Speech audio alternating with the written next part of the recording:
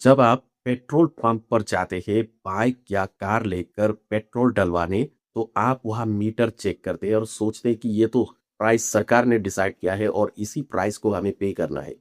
लेकिन क्या असल में ये सरकार डिसाइड करती है? क्या सरकार के पास पूरा कंट्रोल रहता है पेट्रोल प्राइस या डीजल का प्राइस डिसाइड करने की?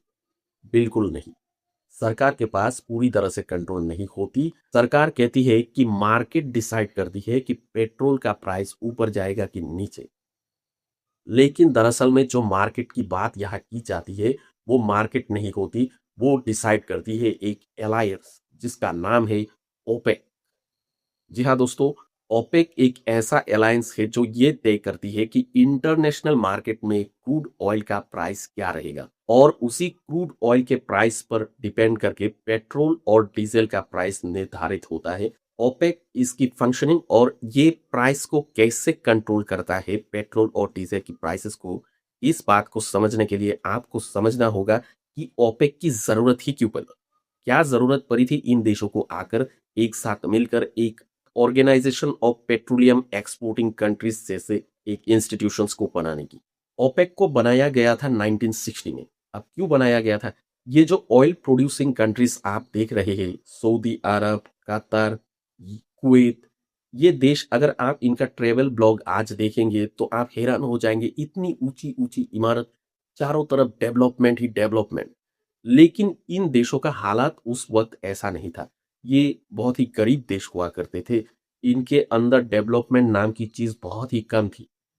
क्या होता है कि 1960 से पहले इन देशों में ऑयल का डिस्कवरी तो हो गया था, लेकिन इनके पास पैसा नहीं था उस क्रूड ऑयल को जमीन खोद कर, वेल लगाकर, कुएं डालकर वहां से निकालने के लिए। तो इन लोगों ने क्या किया, कुछ प्राइवेट कंपनीज, बाहरी वेस्टर्न प्राइवेट कंपनीज को ये ठेके दे रखे थे कि भाई तुम लोग आओ, यहाँ पर इन्वेस्टमेंट करो, ऑयल निकालो और हमें टैक्स दो। हमारा भी काम बन जाएगा, तुम्हारा भी काम बन जाएगा। लेकिन क्या होता है कि जो वेस्टर्न कंपनीज यहाँ पर आते हैं, वो बिल्कुल जैसे कि इंडिया में हुआ था, ईस्ट इंडिया कंपनी यहाँ आया, लूटा और चला गया। वहां पर उन लोगों ने शासन तो कम चलाया लेकिन लूटा बिल्कुल बराबर। वो क्या करते थे, वहां से आते थे, पैसा डालते थे, यहाँ इन्वेस्टमेंट करते थे, ऑयल वेल दबाते थे, जमीन के बहुत नीचे तक बोरिंग करना पड़ता है ऑयल निकालने के लिए, वो सब करते थे, ऑयल निकालते थे। लेकिन यहाँ पर एक ट्विस्ट थी कि क्या प्राइस वो लोग इस ऑयल के बदले में इन ऑयल प्रोड्यूसिंग कंट्रीज को पे करने वाले हैं, ये प्राइस वो कंपनियां सब मिलकर तय करती थी। मतलब उन कंपनीज ने मिलकर एक मोनोपोली क्रिएट कर रखी थी, एक प्राइस सिस्टम बना रखा था जिसको कहा जाता था posted price system. Posted price system कुछ चुनिंदे वेस्टर्न कंपनीज द्वारा बनाया गया था, जिसके तहत वो लोग इन ऑयल प्रोड्यूसिंग कंट्रीज को किस रेट पर ऑयल खरीदेंगे उनसे ये तय करती थी। इन ऑयल कंपनीज में से प्रमुख 7 ऐसी कंपनियां थी जिनको सेवन सिस्टर्स कहा जाता था, जो कि मशहूर थे इस ऑयल फील्ड में। तो वो सेवन सिस्टर्स मिलकर एक पोस्टेड प्राइस सिस्टम से इन ऑयल प्रोड्यूसिंग कंट्रीज से ऑयल खरीदते थे। लेकिन यहाँ पर एक बहुत बड़ा घपला हो रहा था। मान लीजिए ऑयल का प्राइस होना चाहिए था $100 पर बैरल, तो ये लोग बहुत कम पे करते थे। मान लीजिए $60 पर बैरल, इतना कम, जिससे इन ऑयल प्रोड्यूसिंग कंट्रीज को काफी नुकसान होता था। जितना टैक्स और पैसा इन देशों को मिलने चाहिए थे, उतना पैसा इन्हें मिल नहीं रहा था। तो इन सभी देशों द्वारा बार बार इन कंपनियों को ये रिक्वेस्ट की जाती थी कि भैया देखो, तुम लोग बहुत कम पैसा पे कर रहे हो, जबकि तुम लोग इस ऑयल को बाहर ले जाकर बहुत कीमत में बेच रहे हो, तो हमें भी तो थोड़ा सा मुनाफा दे दो। लेकिन ये कंपनियां इस चीज को मानने के लिए तैयार ही नहीं थी। तो इस तरह से चीजें चलती रही। 1960 तक आते आते क्या होता है कि ये देश जिनके पास क्रूड ऑयल का भंडार है, इनके पास काफी पैसे आ गए थे। इनके पास पैसों के साथ साथ टेक्निकल नॉलेज भी आ गई थी ऑयल निकालने के लिए। तो क्या होता है, 1959 से 60 तक ये सेवन सिस्टर्स कंपनियां मिलकर फिर से पोस्टेड प्राइस को घटा देते हैं। मतलब जिस प्राइस से वो लोग इन देशों से तेल खरीदते थे, उस प्राइस को और भी ज्यादा कम कर देते हैं, जिसके खिलाफ ये सारे देश उतर आते हैं और 5 सबसे ज्यादा ऑयल प्रोड्यूस करने वाले खाड़ी के देश, और उनमें एक वेनेजुएला भी था जो कि साउथ अमेरिकन देश है। तो वो लोग मिलकर एक साथ बगदाद में एक कॉन्फ्रेंस करते थे, इराक के बगदाद में। तो कॉन्फ्रेंस 10 से लेकर 14 सितंबर के बीच होती है, और उस कॉन्फ्रेंस में वो लोग फाउंडेशन करते हैं ओपेक की। ओपेक की स्थापना होती है, organisation of petroleum exporting countries. जैसे ही ओपेक की स्थापना हुई, तो वो जो सेवन सिस्टर्स कंपनी थी, उनकी वैल्यू बिल्कुल खत्म हो गई, उनकी कोई मीनिंग नहीं रहे अब, क्योंकि अब ऑयल का प्राइस ये खुद तय करने लगे। ओपेक ने कहा कि ऑयल हमारा है तो हम डिसाइड करेंगे किस प्राइस में हमें ऑयल बेचना है। फिर इस ओपेक में और भी कंट्रीज जुड़ते गए, जो भी ज्यादा से ज्यादा ऑयल प्रोडक्शन करते थे कंट्रीज, वो लोग इस ओपेक के साथ जुड़ते गए। और फिर रशिया और कजाकिस्तान, अजरबैजान, ये सब देश आकर ओपेक के साथ जुड़ तो नहीं पाए, मतलब तालमेल उतना मिल नहीं पाया इन लोगों का। तो एक नया सिस्टम लाया गया जिसे कहा जाता है ओपेक प्लस।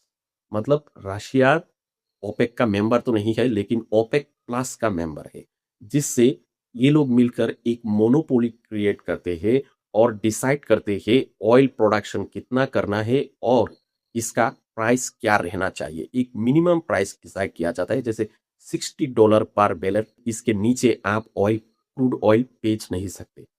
तो इस तरह से एक मोनोपोली सिस्टम क्रिएट किया जाता है, जो आज भी चल रही है। लेकिन आज हम यहाँ ओपेक के बारे में क्यों बात कर रहे हैं? देखिए, कुछ ही दिन पहले 1 मई को यूएई ओपेक से बाहर निकल गया है। इसका क्या मायने है? क्या ओपेक टूट जाएगा? क्या ये अलायंस टूट जाएगा, जिससे प्राइसेस अब बहुत ज्यादा वॉलेटाइल हो जाएगा, क्रूड ऑयल का प्राइस और पेट्रोल का प्राइस गिर जाएगा? क्योंकि अगर मोनोपोली नहीं रहेगा तो पेट्रोल का प्राइस गिरने का चांसेस रहता है।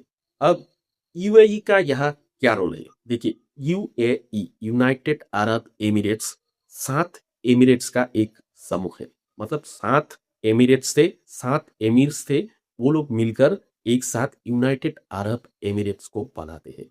उसमें से जो प्रमुख है आबू धाबी। आबू धाबी जब एमिरेट्स बना, मतलब जब यूनाइटेड अरब एमिरेट्स बना 1971 में, उससे पहले ही 1967 में आबू धाबी जाकर ओपेक को ज्वाइन कर चुका था। तो जब 1971 में यूनाइटेड अरब एमिरेट्स बनी, उसके बाद से ऑटोमेटिकली यूनाइटेड अरब एमिरेट्स जाकर ओपेक का मेंबर बन गया। तो तब से लेकर यूएई एक ओपेक का मेंबर रहा है, एक बहुत ही इंपॉर्टेंट मेंबर है ओपेक का, जो कि प्रोडक्शन लेवल पर तीसरे स्थान में है, सऊदी अरब और इराक के बाद। सबसे ज्यादा प्रोडक्शन करने वाला ओपेक में है सऊदी अरब, उसके बाद आता है इराक, और उसके बाद है यूनाइटेड अरब एमिरेट्स, जो प्रोड्यूस करती है 3.5 million barrels per day crude oil. अब देखिए, ध्यान से सुनिएगा, ध्यान देने वाली बात यह है कि यूएई जो है बार बार ये कंप्लेंट करते आया है कि सऊदी अरब को 9 से लेकर 10 मिलियन बैरल पर डे का प्रोडक्शन करने का कोटा दिया गया है। वहीं पर यूएई को सिर्फ 3.5 मिलियन बैरल्स पर डे का कोटा दिया गया है कि भाई तुम देखो, 3.5 मिलियन बैरल्स ही तुम प्रोड्यूस कर सकते हो, जहां की सऊदी अरब को 9 से लेकर 10 मिलियन बैरल पर डे का प्रोडक्शन अलॉटमेंट किया गया है। इससे यूएई अब नाराज है। यूएई नाराज कैसे है? देखिए, यूएई का जो मेन ऑयल प्रोड्यूसिंग कंपनी है, जो स्टेट ऑयल प्रोड्यूसिंग कंपनी है यूएई का, उसका नाम है ADNOC, Abu Dhabi national oil company. तो ये Abu Dhabi national oil company जो है, इसने क्या किया, अपने प्रोडक्शन पर बहुत ज्यादा इन्वेस्टमेंट की, अपना कैपेसिटी बढ़ाया, बहुत ज्यादा बढ़ा दिया। अब उनका कैपेसिटी बन गया है लगभग 5 मिलियन बैरल पर डे। लेकिन उनको जो अलाउ किया गया है ओपेक द्वारा, वो है 3.5 मिलियन बैरल्स पर डे। अब यहां पर देखिए कितना डिफरेंस है, 1.5 मिलियन बैरल्स पर डे का डिफरेंस है। यूएई कह रहा है कि हमारे पास कैपेसिटी है, हमें प्रोडक्शन करने दिया जाए, लेकिन बाकी सब कहता है नहीं, नहीं कर सकते। अगर तुमने प्रोडक्शन बढ़ाया तो मार्केट में बहुत ज्यादा सप्लाई आ जाएगा और क्रूड ऑयल का प्राइस डाउन हो जाएगा। तो हम जो है क्रूड ऑयल प्रोड्यूसिंग कंट्रीज जो क्रूड ऑयल बेचकर अपना सारा खर्च निकालते हैं, हमारा बहुत ज़्यादा नुकसान हो जाएगा। लेकिन यूएई कहता है, तुम लोगों ने अपना कोटा बहुत ज़्यादा लगा कर रखा है। सऊदी को कहा कि तुम तो 9 से 10 million barrels per day produce कर रहे हो। वही इराक के पास 4.5 मिलियन बैरल्स पर डे का प्रोडक्शन एलोवेंस है। वही यूएई को दिया गया है सिर्फ 3.5 मिलियन बैरल्स पर डे। ये तर्क पिछले कुछ वर्षों से चलता आ रहा था। वही अब डोनाल्ड ट्रंप ने जाकर कर दिया ईरान पर हमला। जैसे ही ईरान पर हमला होता है, ईरान क्या करता है, स्ट्रेट ऑफ हॉर्मुज को ब्लॉकेट कर देता है, ब्लॉक कर देता है कि भाई देखो तुम लोग कोई भी यहाँ से ऑयल सप्लाई नहीं कर पाओगे। जो भी देश अमेरिका को बेस बनाने दिए हैं, उनको हम यहाँ से ऑयल सप्लाई करने नहीं देंगे। ये किसने कहा था? ईरान ने कहा था। हालांकि ईरान खुद ही एक मेंबर है ओपेक का। अब यूएई कह रहा है, देखो तुम ओपेक का मेंबर होते हुए भी हमें ऑयल सप्लाई नहीं करने दे रहे हो। वैसे भी हम कम ही सप्लाई कर रहे थे। ऊपर से सऊदी अरब बहुत ज्यादा सप्लाई करता था। अब तो वो बंद है, लेकिन जैसे खुल जाएगा स्टेट ऑफ हॉर्मुज, सऊदी अरब 9 से 10 million barrels per day supply करने लगेगा। अब ईरान का तो कोई टेंशन है ही नहीं, हम क्यों बीच में फंसे? सब अपनी अपनी इंटरेस्ट की बात होती है। तो यूएई ने डिसाइड किया कि हम ओपेक में रहेंगे ही नहीं। ये मौका है, क्रूड ऑयल का प्राइस बहुत ज्यादा बढ़ चुका है, $110 पर बैरल चल रहा है इंटरनेशनल मार्केट में। तो हम क्यों पीछे हटकर चुपचाप बैठे रहे? हमें सप्लाई करना है, हमारे पास प्रोडक्शन है, हम सप्लाई करेंगे। अब देखिए यहाँ पर एक एडवांटेज है यूएई को। कैसा एडवांटेज? यूएई जो है स्ट्रेट ऑफ हॉर्मुज को बाईपास कर सकता है। यूएई काफी हद तक इस चीज को बाईपास करके आ सकता है, जिससे ईरान यूएई पर हमला ये बोलकर नहीं कर सकता कि तुम स्ट्रेट ऑफ हॉर्मुज से हमें बिना बोले ही ऑयल ले जा रहे हो। ये बात ईरान यूएई को बोलकर उस पर हमला नहीं कर सकता। हाँ, ईरान के यूएई पर हमला करने के पीछे ये वजह हो सकता है कि यूएई ने अमेरिका को बेस दे रखा है, मिलिट्री बेस, जिसकी वजह से लगातार ईरान ने यूएई पर मिसाइल बरसाया है। लेकिन अब जब ये युद्ध एक सीज फायर मोड में चल रहा है, तो अब ईरान सिर्फ एक ही चीज कर सकता है कि स्ट्रेट ऑफ हॉर्मुज को ब्लॉकेट करना। लेकिन जब यूएई स्ट्रेट ऑफ हॉर्मुज को बाईपास करके ऑयल किसी दूसरे रास्ते से निकालकर बाहर लेकर जाने में सक्षम हो रहा है, तो ऐसे में यूएई के पास एक बहुत बड़ा एडवांटेज है। एडवांटेज ये है कि पहले तो ऑयल 50 से $60 पर बैरल चलता था। अब वही क्रूड ऑयल $110 पर बैरल चल रहा है। यूएई अपना प्रोडक्शन बढ़ा चुका है, अपना कैपेसिटी बढ़ा चुका है। अगर यूएई अपना फुल कैपेसिटी में आ गया और सप्लाई करने लगा $110 पर बैरल में, क्योंकि मार्केट क्या है, मार्केट को अब डिमांड बहुत ज्यादा है लेकिन सप्लाई नहीं है। सऊदी का सप्लाई लगभग कट चुका है और इराक सप्लाई कर रहा है, ईरान भी सप्लाई कर रहा है, लेकिन जितना सप्लाई चाहिए मार्केट को उतना सप्लाई नहीं है। अभी देखिए बहुत सारे देशों ने अपना ऑयल का प्राइस जो है, पेट्रोल और डीजल का प्राइस बढ़ा दिया है। इंडिया ने अब तक नहीं बढ़ाया है। Indian oil marketing companies loss झेल रही है, लेकिन ये लॉस वो लोग ज्यादा देर तक झेल नहीं सकते। एक ना एक दिन ऐसा आएगा जब उन्हें भी कहना पड़ेगा कि हम अब और नहीं कर सकते, और उस वक्त पेट्रोल और डीजल का प्राइस उन्हें भी बढ़ाना ही पड़ेगा। तो ऐसे में यूएई अगर अपना प्रोडक्शन बढ़ा देता है तो प्राइस बिल्कुल घटेगा नहीं, क्योंकि डिमांड बहुत ज़्यादा है। डिमांड और सप्लाई का खेल है सब। जब डिमांड बहुत ज़्यादा होता है, तब अगर आप प्रोडक्शन बढ़ाएंगे तो भी आपका प्राइस वही रहेगा। मतलब ये एक यूएई के लिए गोल्डन चांस है जो यूएई लेना चाहता है। देखिए इस चीज़ को हमें एक दूसरे एंगल से भी देखना पड़ेगा। वो एंगल क्या है मैं आपको बताता हूँ। देखिए फॉसिल फ्यूल जो है, क्रूड ऑयल फॉसिल फ्यूल में ही आता है, ओल भी फॉसिल फ्यूल में ही आता है। तो फॉसिल फ्यूल का यूज अब एक पीक लेवल पर है, मतलब यहाँ से और बढ़ने का चांस कम है। ये बात यूएई समझ चुका है।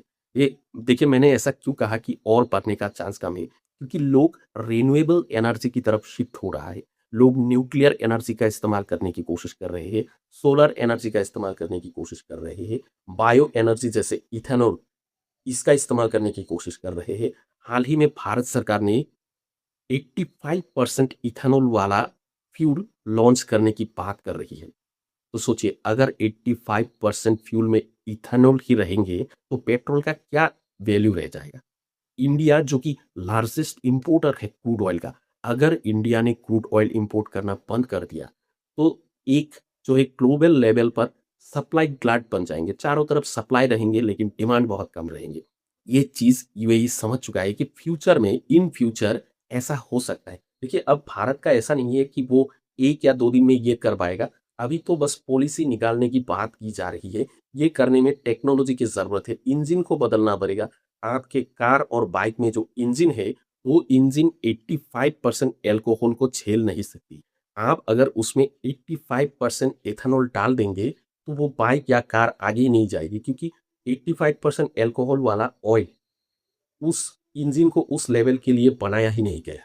ठीक है, इंजन को अपग्रेड करना पड़ेगा, उसके लिए नया टेक्नोलॉजी की ज़रूरत है जो डेवलप करने की कोशिश की जा रही है। इसे करने में 5 से 10 साल तक लग सकता है। अब देखिए, यूएई इस बात को अच्छी तरह से समझ चुका है कि अभी चांस है क्रूड ऑयल जितना है हमारे पास उन सबको खाली कर देने का। अगर हमने क्रूड ऑयल को इस वक्त सेल नहीं किया तो इन फ्यूचर शायद ऐसा भी हो सकता है कि हमारे पास क्रूड ऑयल तो रहेगा लेकिन खरीदने वाले लोग नहीं रहेंगे। क्रूड ऑयल का प्राइस ऑटोमेटिक डाउन हो जाएगा। ये बात यूएई बहुत अच्छी तरह से समझ चुका है और ये बात ओपेक मेंबर्स को भी, दूसरे ओपेक मेंबर्स को भी समझने की जरूरत है। तो अब सवाल ये है कि यूएई का इस ओपेक से बाहर निकलने के बाद क्या ओपेक टूट जाएगा? बिल्कुल नहीं, ऐसा बिल्कुल नहीं होगा। ये जो ओपेक है, organisation of petroleum exporting countries, ये इसका मेंबरशिप चेंज होता रहता है। कभी कोई कंट्री आकर घुसता है, कभी कोई कंट्री बाहर निकल जाता है। मतलब सब अपने इंटरेस्ट की बात है, अपना अपना इंटरेस्ट होता है। अगर किसी को पसंद आया इसमें रहना तो रहते हैं, अगर किसी को पसंद नहीं आया इसमें रहना तो बाहर निकल जाते हैं। लेकिन यूएई जो है बहुत सालों से इस संगठन में रहा था, लेकिन अब बाहर निकल गया है। लेकिन इसका मतलब ये नहीं कि यूएई ओपेक से बाहर निकल गया है तो वो अपना क्रूड ऑयल का प्राइस एकदम घटाकर 40-50 डॉलर पर बैरल कर देंगे, ऐसा नहीं होगा। यूएई ये मौका ले रहा है कि हम उसी रेट पर बेचेंगे लेकिन सप्लाई बढ़ा देंगे, जो कि ओपेक रूल्स के मुताबिक नहीं किया जा सकता था। क्योंकि अगर ऑयल का प्राइस गिरा तो नुकसान तो यूएई को भी होना है, क्योंकि वो भी एक मेजर ऑयल प्रोड्यूसिंग कंट्री है। तो यूएई का ओपेक से बाहर जाने का मतलब सिर्फ इतना होगा कि ओपेक कुछ दिनों के लिए थोड़ा सा वीक हो जाएगा।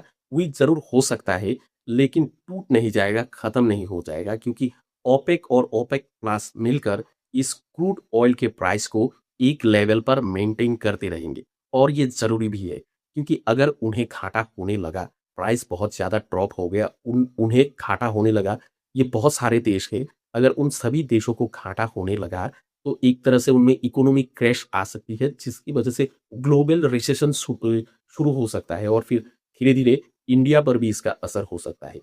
लेकिन फिलहाल यूएई का ओपेक से बाहर जाना इंडिया के लिए एक खुशखबरी ही है, क्योंकि इंडिया अब यूएई के साथ एक्स्ट्रा करके डील कर सकता है, जो पहले ओपेक के साथ मिलकर करना था। मतलब ओपेक का जो प्राइस है वही इंडिया को एक्सेप्ट करना चाहिए था पहले, लेकिन अब वो यूएई से एक्स्ट्रा डील कर सकता है, जिसकी वजह से इंडिया को एक लेवरेज मिल सकती है। यूएई के साथ इंडिया का संबंध अब बहुत अच्छा है, इसलिए हम ये आशा कर सकते हैं कि क्रूड ऑयल में इंडिया को एक एडवांटेज मिल सकती है, जिससे इंडिया पर इन्फ्लेशनरी जो प्रेशर है वो घट सकती है। बाकी आपको ये वीडियो कैसा लगा हमें कमेंट करके बता सकते हैं, और अगर आप चैनल में नए हैं तो प्लीज़ सब्सक्राइब कर लीजिए, लाइक कीजिए वीडियो को और शेयर कीजिए अपने दोस्तों के साथ।